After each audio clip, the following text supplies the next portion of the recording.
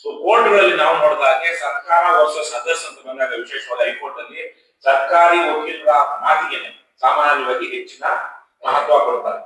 ಯಾರೋ ತುಂಬಾ ದೊಡ್ಡ ಶ್ರೀಮಂತರು, ಈಗ ಯಾರು ಕಪಿಲ್ ಸಿಬಾಲ್ ತರ್ತಾರೋ, ಅಭಿಷೇಕ್ ಮನು ಸಿಂಘ್ವಿ ತರ್ತಾರೋ ಕಳ್ಸ್ಕೊಂಡಾಗ ಮಾತ್ರ ಕೋರ್ಟ್ ಸ್ವಲ್ಪ government versus state versus others ಅಂತಿದ್ದಾಗ ಅದರ್ಸ್ ವಕೀಲರು ಯಾರಿದ್ದಾರೆ ನೋಡ್ಕೊಂಡು ಸ್ವಲ್ಪ ಫೇಸ್ ವ್ಯಾಲ್ಯೂ ನೋಡ್ಕೊಂಡು ಅವರು ಒಂದಷ್ಟು ಯೋಚನೆ ಮಾಡ್ತಾರೆ, ತೀರ್ಮಾನ ಮಾಡುತ್ತೆ ಕೋರ್ಟ್ಗಳು, ಜಡ್ಜ್ಗಳು. ಆದರೆ ಇಂತಹ ಇಂತಹ ಕೇಸ್ಗಳನ್ನ ಯಾವ್ದಾದ್ರು ಸಂದರ್ಭದಲ್ಲಿ ನಿಮ್ಮ ಲಾಯರ್ ಬಹುಶಃ ನೀವು ಲಕ್ಷ, ಒಂದು ಗಂಟೆಗೆ 5 ಲಕ್ಷ 10 ಲಕ್ಷ ಫೀಸ್ ಆ ತರದ ವಕೀಲ್ ಇಟ್ಕೊಂಡಿಲ್ಲ ಅಂದ್ರೆ ನಿಮ್ಗೆ ಯಾವುದೇ ಲಾಯರ್ ಆಗಿ ಅವರಿಗೆ ಸಾಕಷ್ಟು ಅಲ್ಲಿ ಫೇಸ್ ವ್ಯಾಲ್ಯೂ ಇಲ್ಲ ಅಂದ್ರೆ ಏನಲ್ಲಿ ಯಾರ ಮಾತು ಕೇಳುತ್ತೆ ಕೋರ್ಟ್? ಗೌರ್ಮೆಂಟ್ ವಕೀಲರ ಮಾತೇ ಕೇಳುತ್ತೆ. ಹಾಗಾಗಿ ಸುದೀರ್ಘವಾದ ಇವು delayed justice is denied justice ಅಂತಾರೆ. ನಿಧಾನವಾಗಿ ಸಿಗುವ, ಯಾವಾಗಲೂ ಸಿಗುವ ನ್ಯಾಯ ಅದು ನ್ಯಾಯನೇ ಅಲ್ಲ, ಅದು ಅಲ್ಲಿ ತನಕ ಮುಂದುವರೆದಂತಹ ಅನ್ಯಾಯ. ಹಾಗಾಗಿ ಇವತ್ತು ನೀವೇನ್ ಹೋರಾಟ ಮಾಡ್ತಾ ಇದ್ದೀರಾ, ಕಾನೂನಿನ ಹೋರಾಟ, ನೀವು ಬಹುಶಃ ಅಷ್ಟೇ ಮಾಡೋದಕ್ಕೆ ಆಗ್ತಾ ಇದ್ದಿದ್ದು, ಅಷ್ಟನ್ನ ಬಹಳ ಸಂಘಟಿತವಾಗಿ ಮಾಡ್ಕೊಂಡು ಬಂದಿದ್ದೀರಾ, ಹೈಕೋರ್ಟ್ ತನಕ ಹೋಗಿದ್ದೀರಾ. ಅಂತ ಹೈಕೋರ್ಟ್ ನ ಜನಪರವಾದಂತಹ ಅಥವಾ ಕಾರ್ಮಿಕರ ಪರವಾದಂತಹ ಆದೇಶವನ್ನ ನಿರ್ಲಕ್ಷಿಸುವಂತಹ ಮನಸ್ಥಿತಿ ಇರುವಂತಹ ಅಧಿಕಾರಿಗಳಿದ್ದಾರೆ ಮತ್ತು ಅವರ ಮೇಲೆ ಇರುವಂತಹ ರಾಜಕಾರಣಿಗಳು ಜನರ ಜೊತೆಗೆ ನಿಮ್ಮ ಜೊತೆ ನಿಲ್ತಾ ಇಲ್ಲ ಅನ್ನುವಂಥದ್ದು ತುಂಬಾ ಬೇಸರದ ಸಂಗತಿ. ಈ ಸಂದರ್ಭದಲ್ಲಿ ನಾವು ಇಲ್ಲಿರೋ ಬಹಳ ಜನ ಇಲ್ಲಿ ನಿಮ್ ಜೊತೆ ಹೋರಾಟಕ್ಕೆ ಜೊತೆಯಾಗೋರಿದ್ದಾರೆ. ನೀವು ಮುಂದೆ ಯಾವಾಗ ಒಂದು ಹೋರಾಟವನ್ನ ನಾವೆಲ್ಲ ಸೇರಿ ಚರ್ಚೆ ಮಾಡಿ ಒಂದು ಸಾರ್ವಜನಿಕವಾದಂತಹ ಬಹಿರಂಗವಾದಂತಹ ಹೋರಾಟಗಳನ್ನು ಕೆಲವೊಂದ್ಸಲ ಮಾಡಬೇಕಾಗುತ್ತೆ.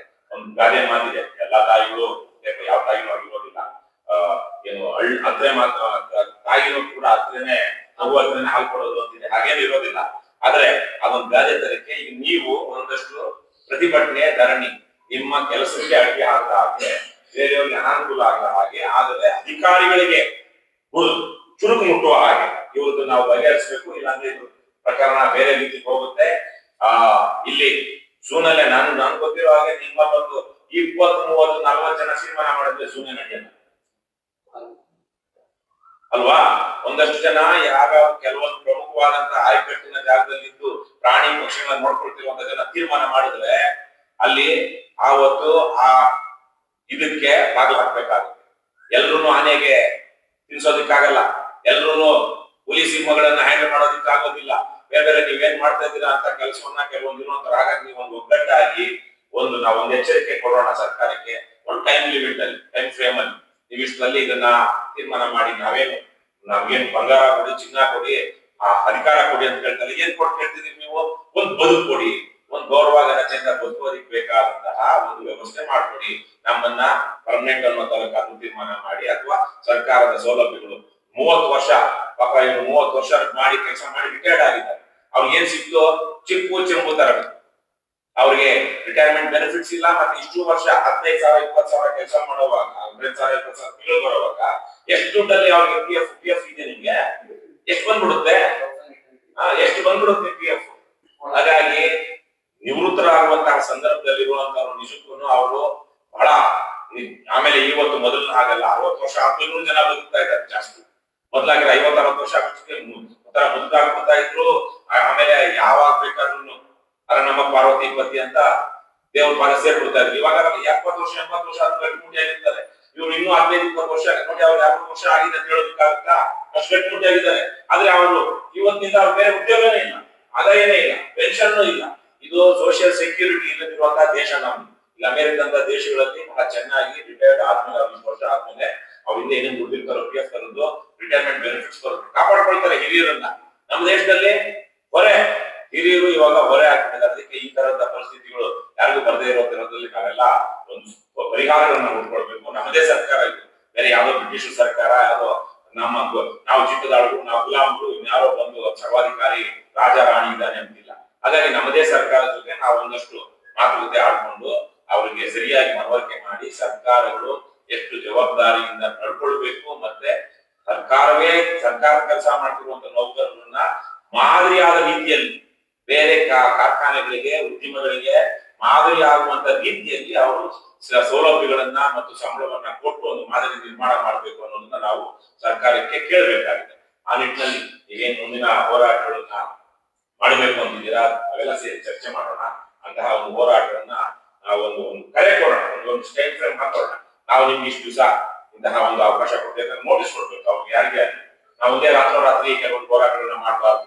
ಯಾಕಂದ್ರೆ ಅವ್ರದ್ದು ಅವಕಾಶ ಕೊಡ್ಬೇಕು. ಆಮೇಲೆ ಆ ಕಡೆ ರಾಕ್ಷಸರು ದುಷ್ಟರು ಅಂತಿಲ್ಲ, ಅವ್ರದೇನೇನೋ ಅವ್ರಿಗೆ ಒತ್ತಡಗಳು ಇರುತ್ತೆ, ಕೆಲವೊಬ್ರಿಗಂತೂ ತುಂಬಾ ಕೆಟ್ಟ ಮನಸ್ಸೇ ಇರುತ್ತೆ, ಇಲ್ಲ ಅಂತಾರೆ. ಆದ್ರೆ ಸಂವೇದನೆ ಇರುವಂತಹ, ಸ್ಪಂದಿಸುವಂತಹ ಮನಸ್ಥಿತಿ ಇರುವಂತಹ ಅಧಿಕಾರಿಗಳು ಇರ್ತಾರೆ.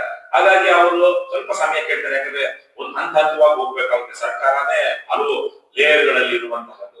ಹಾಗಾಗಿ ಕೆಳಾಧಿಕಾರಿ ತೀರ್ಮಾನ ಮಾಡ್ಬೇಕು ಅಂದ್ರೂ ಅವನ ಮೇಲಧಿಕಾರಿಗಳ ಆಜ್ಞೆಯಿಂದ ಮಾಡೋದಕ್ಕಾಗೋದಿಲ್ಲ. ಅವನ ಮೇಲಧಿಕಾರಿಗಳ ಪರ್ಮಿಷನ್ ತಗೊಳ್ಬೇಕಾಗುತ್ತೆ. ಹಾಗಾಗಿ ಅವ್ರು ನೋಟಿಸ್ ಕೊಟ್ಟು ಒಂದ್ 2-3 ಇದರಲ್ಲಿ ಒಂದ್ 15 ದಿವಸ, 20 ದಿವಸ, ತಿಂಗಳು, 2 ತಿಂಗಳು ತಂದು ಕೊಟ್ಟು, ನಾವು ಇಷ್ಟರೊಳಗಡೆ ಇದನ್ನ ನೀವು ಎಲ್ರಿಗೂ ಅನುಕೂಲವಾಗುವ ಹಾಗೆ, ನ್ಯಾಯ ಸಿಗುವ ಹಾಗೆ ಮಾಡಲಿಲ್ಲ ಅಂದ್ರೆ ನಾವು ಮುಂದಿನ ಹಂತಕ್ಕೆ ಹೋಗ್ತೀವಿ ಅನ್ನುವಂತ ಕೆಲವು ತೀರ್ಮಾನಗಳನ್ನ ಮಾಡಿ, ಎಲ್ಲ ಕಾನೂನು ಸಲಹೆಗಾರಿದ್ದಾರೆ ಇಲ್ಲಿ ನಮ್ಮ ಆನೆಕಲ್ ತಾಲೂಕಿನವರು, ಇದೇ ಗ್ರಾಮದವರೇ ಆಗಿರುವಂತ 3-4 ಜನ ಇಲ್ಲಿ ಲಾಯರ್ಗಳು ಇದ್ದಾರೆ. ದಯವಿಟ್ಟು ನೀವು ಸಹ ನಿಮ್ಮದೇ ಹಳ್ಳಿ ಜನ, ನಿಮ್ಮದೇ ಗ್ರಾಮಗಳಲ್ಲಿ ಹೋಗಿರುವಂತದ್ದು, ಜಮೀನುಗಳನ್ನ ಕಳ್ಕೊಂಡು ಕೂಲಿ ಮಾಡ್ತಾ ಇದ್ದಾರೆ. ಸರ್ಕಾರ ಕೂಲಿನೇ ಅದು ನೌಕರಿ ಅಲ್ಲ. ಇವರು ಅದಕ್ಕೆ ದಿನಗೂಲಿ ಇರುವಂತ ಡೈಲಿ ವೇಜಸ್. ಹಾಗಾಗಿ ಅವ್ರ ಪರವಾಗಿ ನೀವು ಸ್ವಲ್ಪ ಪ್ರೋಬೋನೋ, ಏನ್ ಸರ್, ಪ್ರೋಬೋನೋ ಫ್ರೀ ಆಗಿ ಒಂದು ಲೀಗಲ್ ಸರ್ವಿಸ್ ಕೊಡಿ ಲಾಯರ್. ಯಾಕಂದ್ರೆ ಇವರೆಲ್ಲಾನು ಲಕ್ಷಾಂತರ ಕೋಟ್ಯಾಂತರ ರೂಪಾಯಿ ಅವ್ರಿಗೆ ಆದಾಯ ಇಲ್ಲ.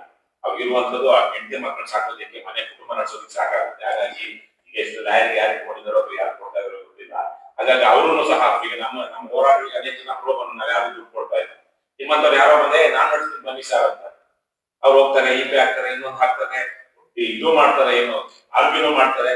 ಹಾಗಾಗಿ ಇಂತಹ ಒಂದು ಇದರಲ್ಲಿರೋರಿಗೆ ನಾನು ಹಾಗೆ ಹೇಳ್ತಾ ಇದ್ದೆ, ವಕೀಲರೆಲ್ಲ ಬೇಕಾಗಿರುತ್ತೆ ನಮ್ಗೆ, ನ್ಯಾಯವಾದಿಗಳು. ಕೆಲವೊಂದು ನ್ಯಾಯದ ಪ್ರಶ್ನೆ ಬಂದಾಗ ಪ್ರೋಬೋನೋ ಅಂದ್ರೆ ಉಚಿತವಾಗಿ ಆ ಬಡವರ ಪರವಾಗಿ, ಅಸಹಾಯಕ ಪರವಾಗಿ ನ್ಯಾಯಾಲಯದಲ್ಲಿ ನಿಂತು ವಾದ ಮಾಡಿ ಅವ್ರಿಗೆ ನ್ಯಾಯ ಕೊಡಿಸುವಂತಹ ನ್ಯಾಯವಾದಿಗಳು ಬೇಕು ನಮ್ಗೆ ಅಂತ. ಹಾಗಾಗಿ ನೀವೆಲ್ಲ ಬಂದು ತುಂಬಾ ಸಂತೋಷ ಆಯ್ತು. ಆ ವಿಚಾರವಾಗಿ ಇನ್ನು ನಮ್ಮ ಕಡೆಯಿಂದ ನಿಮ್ಗೇನ ಸಹಾಯ ಬೇಕೋ ಅದನ್ನ ನಾವು ಮಾಡೋಣ ಅಂತ ಹೇಳ್ತಾ, ಈ ಹೋರಾಟ ಇದು ಕೇವಲ ಯಾರೋ 100, 200, 300 ಜನರ ಹೋರಾಟ ಅಲ್ಲ. ಸಮಾಜದಲ್ಲಿ ನಾವು ಪ್ರೆಸಿಡೆನ್ಸ್ ಆಗ್ತಾ ಹೋಗ್ಬೇಕು, ಸಂಪ್ರದಾಯವನ್ನ ಹಾಕ್ತಾ ಹೋಗ್ಬೇಕು.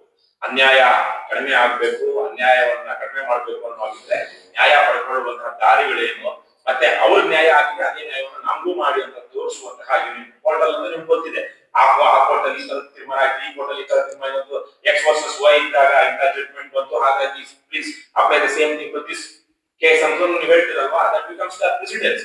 ಸೊ ಹಾಗಾಗಿ ಈ ತರದ ಇವ್ರ ನ್ಯಾಯ ತೋರಿಸಿದ್ರೆ ನನಗೆ 100% ಖಾತ್ರಿ ಇದೆ, ಈ ತರದ ಸಾವಿರಾರು ಜನ ರಾಜ್ಯದ ಬೇರೆ ಬೇರೆ ಭಾಗಗಳಿದೆ, ಅವ್ರಿಗೂ ನ್ಯಾಯ ಕೊಡಿಸ್ಬೇಕಾಗುತ್ತೆ, ಕೇವಲ ಇವ್ರಿಗಷ್ಟೇ ಅಲ್ಲ. ಹಾಗಾಗಿ ನಾವು ನೀವೆಲ್ಲ ಸೇರಿ ಮಾಡೋಣ. ಮತ್ತೆ ಸುರೇಶ್ ಸೇರಿದಂತೆ ಇವರೇನು ಕರ್ನಾಟಕ ರಾಜ್ಯ ಮೃಗಾಲಯಗಳ ದಿನಗೂಲಿ ನೌಕರರ ಸಂಘ ಇದೆ, ಅವ್ರ ಜೊತೆಗೆ ನಾವು ಮುಂದಿನ ದಿನಗಳಲ್ಲಿ ಇನ್ನಷ್ಟು ಒಡನಾಟ ಇಟ್ಕೊಂಡು ಒಂದು ಕಾರ್ಯ ಯೋಜನೆಯನ್ನ ರೂಪಿಸೋಣ. ಅವ್ರಿಗೇನು ಎಚ್ಚರಿಕೆ ಕೊಡಬೇಕು ಅದು ಕೊಟ್ಟು, ಬೇರೆ ಹಿಂದೆ ಮಾತಾಡೋ ರೀತಿಯಲ್ಲಿ ದಬ್ಬಾಳಿಕೆಯಲ್ಲೂ ಅಹಂಕಾರದಲ್ಲೂ ಅಧಿಕಾರಿಗಳ ಜೊತೆ ಮಾತಾಡೋ ರೀತಿಯಲ್ಲಿ ನಾವು ಅದನ್ನ ಖಾತ್ರಿ ಮಾಡಿಕೊಂಡು, ನಿಮ್ಮನ್ನು ಗೌರವವಾಗಿ ನಡೆಸಿಕೊಂಡು, ನಿಮ್ಗೇನು ಘನತೆಯಿಂದ ಬದುಕೋದಿಕ್ಕೆ ಏನ್ ಸೌಲಭ್ಯ ಬೇಕಿದೆ, ಸರ್ಕಾರ ತಾಯಿ ಸ್ಥಾನದಲ್ಲಿ ನಿಮ್ಗೆ ಏನ್ ಮಾಡ್ಬೇಕಾಗಿದೆ ಅದನ್ನ ಮಾಡಿಸುವಂತ ನಿಟ್ಟಿನಲ್ಲಿ ನಾವೆಲ್ಲ ಮುಂದುವರಿಯೋಣ ಅಂತ ಕೇಳ್ಕೊಳ್ತಾ,